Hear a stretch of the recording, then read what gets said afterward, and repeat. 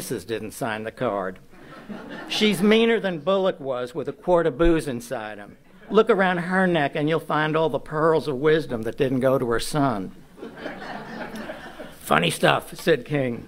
But believe me, he is his mother's son. She did yell at me once, King remembered, for not wearing a tie to some White House event. I thought it was informal. Richards gave him an "are you out of your mind" look.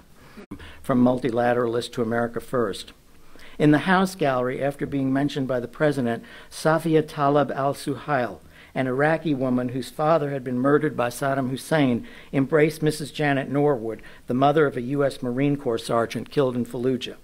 Even the Democrats were on their feet and cheering, though it was mostly Republicans waggling ink-stained thumbs, a gesture of support for the Iraqi elections the administration had just helped to run. Well, he's good at Skutniks, said Richards. I'll give him that. Sputniks? Asked King. Skutniks, corrected Richards, who told King that these were the ordinary heroes introduced at State of the Union addresses ever since '82, when Reagan had brought along Lenny Skutnik, a schlubby white-collar drone 2 weeks after he dove into the freezing Potomac to rescue a woman from the crash of that Air Florida plane. Use that on the air, King enthused. Our viewers will learn something. After a pause, he added, I wonder if he'll tune us in later. Skutnik? Asked Richards. No, Bush. You are out of your mind, Larry. He'll be in bed 20 minutes from now, maybe even sooner. He's got to get up extra early tomorrow morning for the goddamn national prayer breakfast. King reached for some pretzels. As the cheering subsided and the lawmakers resumed their seats, Richards took advantage of the momentary silence to tell him in a near whisper, call Molly sometime or send her an email. She's up half the night at her computer. Thank you.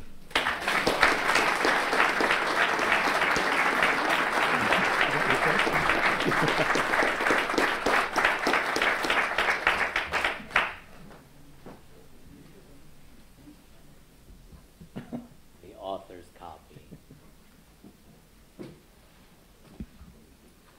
Well, thank you, Tom. It was wonderful reading.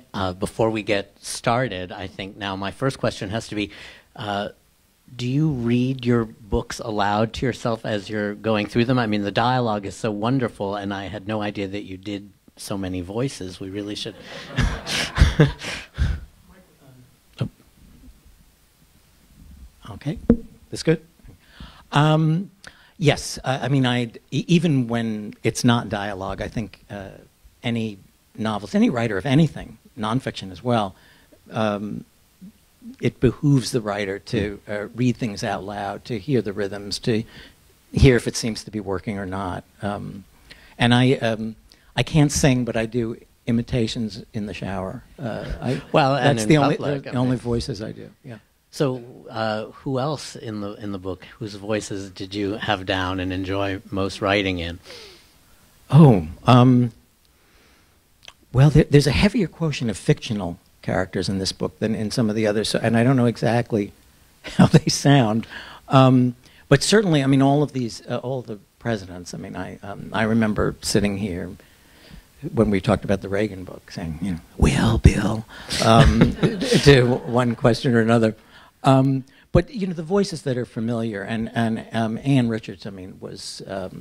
You know, this kind of fiction is so much easier to write in the age of YouTube and C-SPAN archives. You know, you can listen to your characters till the cows come home, you know, just at the tap of a finger, and you can learn their cadences and so forth that way. And so obviously you didn't have that same advantage when you were writing Henry and Clara. No. Actually, the further back you go, the easier it is to write historical fiction. I think some people assume it's more complicated because the period's more remote. We know less about it. But just as the writer knows less about it, so does the reader. And we don't really know how people spoke, how they thought, whatever. So you can get away with things, I think, a little more easily. Whereas if it's history that your readers have lived with you, they're likely to, you know, point out that you've, you know, bobbled the ball somewhere. Well, let's situate this novel, Landfall, in the sequence of your historical novels. Harold mentioned that your first historical novel was Henry and Clara, about the couple who were with President and Mrs. Lincoln at Ford's Theater.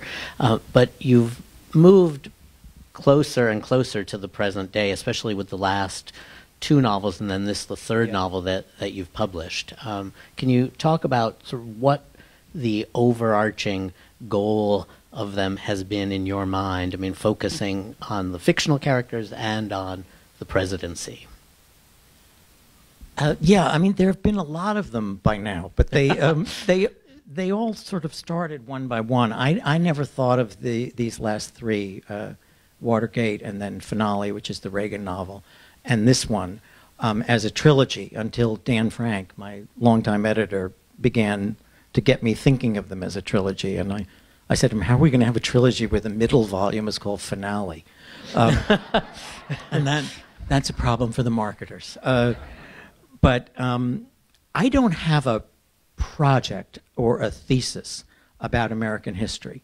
I have strong feelings about events and movements in American history, but I don't say like Gore Vidal I'm not working a thesis the way he was always trying to develop a thesis of the United States as a sort of wayward empire, you know, a country that had lost its way. I think mostly I'm trying to entertain. If there's one overarching, theme, maybe, it's a phrase that I've never liked. The personal is political. It's a political kind of movement phrase. My friend Christopher Hitchens used to detest this phrase for entirely different reasons from me, but it was a detestation we had in common. Because aside from the fact that I think it's not mentally healthy to politicize every moment of your life, no matter how woke you may be, I think it's in some ways the way politics operates is almost the opposite. It's the political is personal.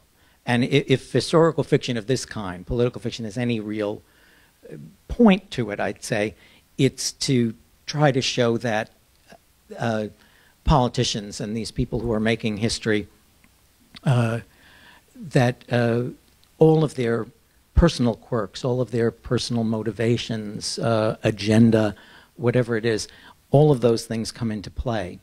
And so I don't alter events very much, but I try to dramatize those things, those personal aspects, dramatize them as the cause leading to the effect, with scenes and so forth that could have happened, might have happened, you know, in between the real things. Well, and this idea of the personal is political or political is personal, you actually give to a character in the book this time, I mean, who says it very entertainingly, and for a reason that presumably, or in a situation that is presumably of your imagining. But if you could explain. Well, half of my imagining. I think you're alluding to a scene between Nancy Reagan and Laura Bush, and that scene, which takes place in May of 2005, she was in town, Nancy, and she was staying at the White House, and there was this plane that had entered the no-fly zone around Washington, and it was a single-engine plane, and it was chased out of the sky very quickly, but Washington went on lockdown for an hour or two, and Bush was out riding his bike in Maryland, and so Laura was left to go down to the, the shelter in the White House basement, which dated from FDR's time, and there was this ratty pull-out couch and so forth down there. So there's this dialogue between Nancy and Laura Bush, and she reflects on that phrase. Actually, now that I'm realizing it's another scene where she reflects on that phrase with Condi Rice. Yeah, in a telephone conversation with Condi Rice. Whereas with Laura Bush, they have this conversation, and Nancy's just reflective about life in general. She says at one point to Laura, when your daughter's had her first facelift, it's really time to let go of things. and Nancy was a character in Finale. I mean, she was one of the main characters in the book, but she has some of these choric functions too. She's a little bit like Ann Richards or Alice in the other book. Right. Well, so we'll come to Nancy Reagan again, I think. But I wanted to talk. You mentioned you talked about research, and that was one of the questions I had. Two things. You had personal experience of George Bush. I mean, working in his administration. Presumably, you at least met him several times or knew him. Can you talk about sort of what you learned through research and then what you used of your own personal observation experience of just, I know you worked with Laura Bush on the National Book Festival, I believe. I didn't work with her personally, but the National Endowment for the Humanities certainly worked with her office.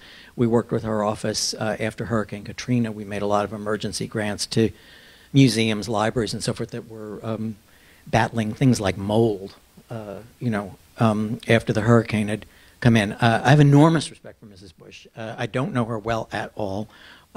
She actually plugged a couple of my books one night on Larry King Live. And so it all sort of, you use whatever you've got. It all comes together. Did you go easy on her in this book because of that? No, but I don't think I would have needed to go easy on her because I mean she's not a big figure in the book. I always have to have a first lady in these books, but this president had a mother who was a first lady too, and Barbara Bush is a bigger character actually in the book than Laura Bush is. But that was another thing that was unusual about this. I mean, obviously, this is the only administration that I had actually participated in. I mean, on the absolute periphery. I mean, I was beyond Pluto. To be the deputy chairman of the National Endowment for the Humanities, it was not exactly the red-hot center of the war on terror or anything else. But nonetheless, you see things. You get to know people. The nature of the NEH is that there are functions at the White House and so forth. And I knew a lot of administration people, and a lot of them who did work with the president. I mean, they were able to tell me things. And that added to, my picture of George Bush, which, I mean, the 98% of it is from the public record. Mm-hmm. But little bits and pieces one learns from observation and then from things that people tell you. Well, your Texas accent actually comes with some pedigree because the beginning of the novel is in 1978 and George Bush's run for Congress, which you mentioned in the section you read, and there's a party that begins the book and introduces both the fictional characters and the historical characters. But you were in Texas, in Lubbock, Texas, in 1978 when this party took place. Can you situate us in Texas? I was not at this party, but I taught for 1 year. I was 26 years old in the fall of 1978, and I had my first teaching job at Texas Tech in Lubbock. And there was it was the off-year congressional elections. And George W. was the Republican candidate for Congress against a Democrat, a local boy, a graduate of Texas Tech. And I remember the campaign very well.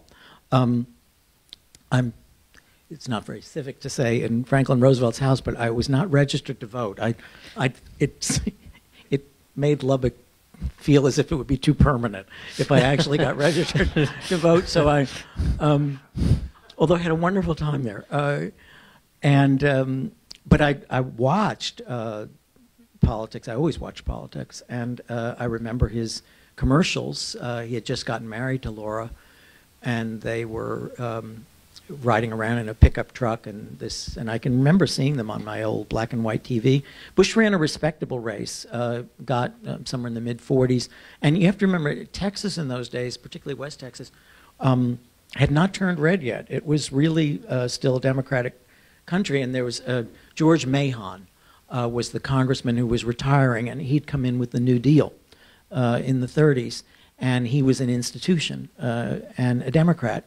And so it was a very uphill race for Bush, but his father hadn't even been vice president yet. So but he, even though Bush had a very authentic Texas accent, he had been raised in Midland, they tried to make him out to be a carpetbagger. And, you know, and they constantly brought up Yale and Connecticut and so forth. But there was this party, fundraiser, at the home of the former mayor of Lubbock, who had been a Republican, and Jim Granberry, who I interviewed for the book. And it was called the Bush Bash. It became known as the Bush Bash. And it was, I went back to Lubbock and I read through all the papers and was in the university archives. And it asked for students to come out. There was an ad in the university paper saying that if they would come out and presumably, you know, lick envelopes or put up signs, whatever, there'd be free beer. And Kent Hance, his opponent, his people got the idea to send this letter out to all of the preachers in town, and they made it sound as if Bush was corrupting the youth of Texas by offering them free beer. And it didn't, I don't think he would have won anyway, but it didn't help. And there was always a mystery about it. When I talked to Jim Granberry, the mayor, I found a woman named Ruth Schermeyer, who had been the Republican county chairman in those days, and she told me that she always thought it was a setup, that it was a dirty trick, a Watergate-style trick perpetrated in this case by the Democrats. But it was very interesting the way it was handled. Bush did not really fight back on it. There's an element of mystery to that because Kent Hance had a financial interest in a bar downtown in Lubbock. Lubbock was, it was dry in terms of you couldn't buy liquor in the stores, but you could buy